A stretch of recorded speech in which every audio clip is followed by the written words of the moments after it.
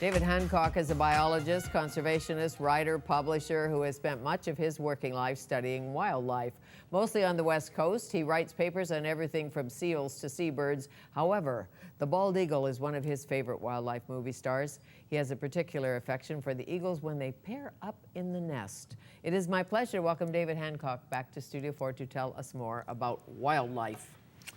Wonderful to be back again with you, Fanny. It's always just a great pleasure. It's great to see you. You're a biologist, a research biologist, a writer, publisher, doing a lot of publishing lately? Yeah, a fair bit. Still? Yeah. Still doing it. And you're a pilot, I know that. Yeah. You used to be. Well, Still I used flying? to be. I often go, but I'm usually with other people because I don't have my own airplane at the moment. So, that. That's one of the small handicaps in being a pilot is if you don't have one, you have to bum it or bum a ride or whatever. But I get up a fair bit now with helicopters because they're a neat way to see into some of the nests very easily.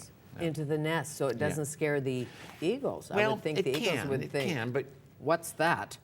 Well, you're right that in a helicopter can bother them, but provided you stay 100 yards, 200 feet away, it's fine. They don't mind. They're so used to them. When did you fall in like with birds of prey? Oh, I fell in love with them, and when I was 11 years old, when I caught my first hawk. And then I got my first eagle at 14, and You caught an eagle at 14? No, I had one brought to me by the Fish and Wildlife Branch. I was there because catching an eagle might be a little risky when you're 14. Wouldn't they? They scare. I love them, but they scare me just a bit. I have great respect. And that's good to always have that because their talons are very sharp and strong. So people shouldn't be grabbing eagles unless they know how to hold them and so on. And you do know how to do that. Well, I've done that a lot for a long time. So how do you hold an eagle? What's the trick? Carefully, and with great forethought. The thing is, an eagle's claws go out like this to attack you. So you want to get him lying on his stomach because he can only push then into the ground. And then you put your hand in from behind and get hold of the tail and grab the two legs. And once you got the tail and the legs together, you've got him. I mean, he could bite you. He's not likely going to. But if he can get a chance to thump you with a wing butt, he'll do that. And I've had a few bruises. But the bruises? big thing, well, yeah, but that wing, oh yes, the wing is very strong. But it's the damage of those talons. I mean, they're lethal. So you want to get control of those first. I'm sure. And as you know, the eagle, one of the most powerful flyers in the air. One of the most powerful flyers, but really one of the most fascinating things about them is they don't do a lot of flying. They do a lot of soaring. They're a very heavy bird, relatively speaking. They weigh 6 to 12 pounds. And so it takes a lot of energy if you're going to pound a wing to fly. So the eagle is the master of finding where there's columns of rising air or where the wind hits a mountainside and deflects up. Right, so catching the thermals. Testing the thermals is exactly it. And they will go up 5, 7, 10,000 feet, and at a 15-to-1 glide ratio, meaning if they're up a mile, they can glide 15 miles without flapping a wing. So these birds are the masters of covering huge distances in a day. They can go 300, 400, 500 miles in one day with hardly flapping a wing, just by riding the updrafts and gliding downhill. That's interesting. Well, think about hang gliders, like human hang gliders. Same thing, only a considerably heavier guy. Heavier, and you hope you catch the next one. The next one, for sure. And you don't plummet to the earth. And who's the enemy of the eagle? Us. We're the enemy of almost everything. I mean, there are 1 or 2 records of eagles nestlings getting taken out of nests by bears, but it's so rare. We're the problem. We either contaminate the food supply or, as happened a few years back, Alaska, good old Alaska, our northern neighbor, had a bounty on eagles, and they actually paid people to kill them. The American bird? The American, yes, Here's their to own the emblem. American eagle, the great noble bird. They put a bounty on them? They put a bounty on them. Because why? It was too many? Yes, for some people, and it's the same attitude today, but thank God we've changed it in a major style. It was the attitude of the 30s, 1940s into the 50s, didn't really change until the mid-60s when Rachel North came along and she put out Silent Spring, and all of a sudden all the so-called predators, which were classified as vermin. You shot every eagle, you shot every hawk and falcon and coyote and orca or Stellarson. Everything that was a predator, you shot. That was the attitude. And then came Rachel Carson with her, no, I think I said North, Rachel Carson. You did, but I was letting you go till I could correct you. Thank you. She awoke the world to the fact that so many things were dying of pesticides. Not here on this coast, but back on the east coast. She sure did. She awoke me. She awoke all of us. She woke the world up. Well, we were doing the DDT dance then, weren't we? Well, that's got us into the DDT dance. We were just dumping it out. That's right. Willy-nilly. That turned the tide. And that changed the attitude from all predators being considered vermin and killable.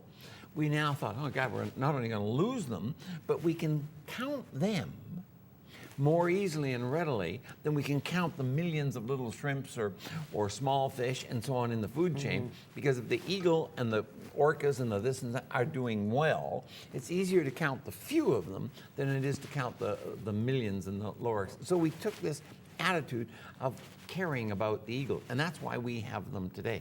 We have them. This city is, I've named it the eagle capital of the world. We've got 17 pairs nesting right in the city limits downtown. Why would they do that? Well, because there's a lot of food, for one thing. There's a lot of food in the city. The eagles are almost twice as productive in the city as they are in the wilderness. So, food.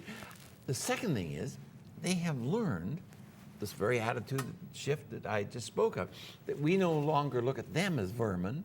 We look at them as something to be treasured, and so they're very safe in this inner environment. And they're smart, right? They're relatively smart about some things. Relatively speaking. Yes, relatively speaking about some things.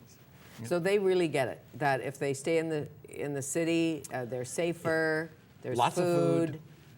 And the limiting factor now, to a large extent, is big trees, because they can have a nest that weighs 500, 1,000, 2,000 pounds.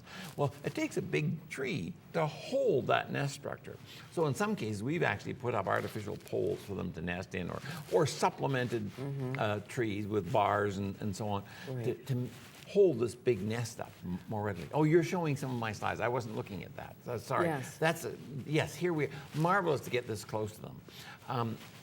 I didn't say one of the big things that I wanted to say, and that is our Fraser Valley here is the great home of the wintering bald eagle. They do very well in Alaska. They get forced south as the freeze-up covers all the rivers with ice. Even though there can be spawning salmon in those rivers, if they're under ice, they're not edible. So they get forced south, and every winter, it used to be Brackendale where they got a lot of eagles, but they've had such a devastation with the poisoning of the Squamish and the Mamquam rivers and loss of their salmon, that the biggest place accumulation of eagles in the entire world is now just a little bit east of here. It's on the Harrison River, and last year, in about an hour and a half, I counted 7,363 eagles in an area about 2.5 kilometers. 7,363. There was undoubtedly a lot more, because there was dips where they were hiding and behind trees, but I actually counted that many. So David, that's the biggest when group. you count, how do you know you've counted one? Well, if you know what I mean. One might There's have an eagle, flown here's by, an eagle. but who cares? So do you have a count? How do you do it? I following along the coastline or the shoreline, I count them in this tree, the next tree, and every time I get a very noticeable tree, in case I have to blink, I call that number out, and then I start again, and I keep going. Sometimes there's a noticeable tree that might have 150 between it, and sometimes it's 573, and then I call it out, and Mary or Karen, one of my helpers, wife or helper, writes it down, and then I carry on and work all the way around. Okay, so the eagle count is down because of Chum, but not down here, down in places. Well, What's it's the drill? down everywhere because of the lack of the Chum salmon. We get the birds as the kind of place of last hope. We are where they normally would end up. When the other rivers either get eaten out, get frozen out, we're about as far south as the big numbers had to go. We have been lucky the last 2 years. Last year, we had a late coho run, but it didn't last very long. It was a few thousand coho. You get 10,000, because there was probably 10,000 eagles on the Chehalis River. pound a day, each one of them once, they eat out those carcasses very quickly. So they don't last that long, maybe a month, 2 months, Okay. and then they're gone. They have to disperse out around the country to look for something else to scavenge. And chum must be almost a perfect food for an eagle. It's Close. Chum is the biggest protein source for all our bears up in the north, the wolves, swimming and wolves. particularly the eagle. It's what sustains them all winter long, because they're basically a scavenger. Once the winter is over, they have to get into what we're about to have now, which is the breeding season, and our Okay. birds are on nest. Well, let's take a break, and when we come back, we'll talk about the sex life of the eagle, I'm the all for bald that. eagle. And you know a lot about it. David Hancock, our guest, will return.